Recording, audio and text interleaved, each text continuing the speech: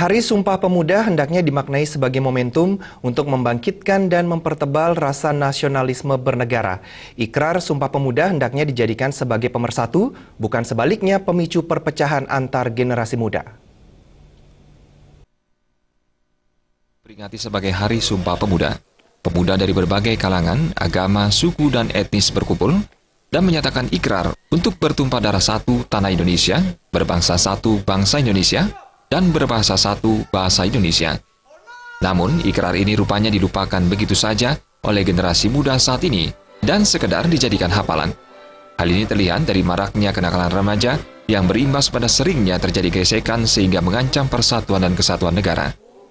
Akademisi sekaligus Kepala SMA Negeri 8 Denpasar, Ida Bagus Ngurah menilai, fenomena ini terjadi sebagai dampak dari ketidakmampuan dalam menghadapi perkembangan zaman.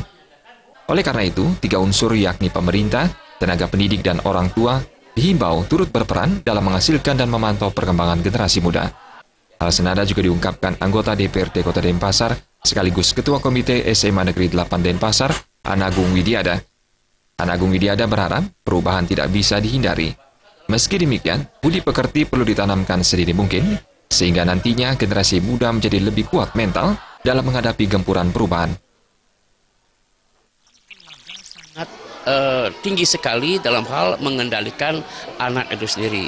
Selain juga di sekolah yang boleh dikatakan dari jam 7 sampai jam 1, jam 2 lah begitu di sekolah. Pasti memberikan pendidikan yang sifatnya positif, tidak boleh, yaitu ada aturan di sekolah. Akan tetapi setelah di rumah, inilah perpaduan antara kalau diistilahkan guru rupake dengan guru pengajian. Ya, semua masyarakat dunia pintu masuk untuk meningkatkan kualitas generasi adalah pendidikan.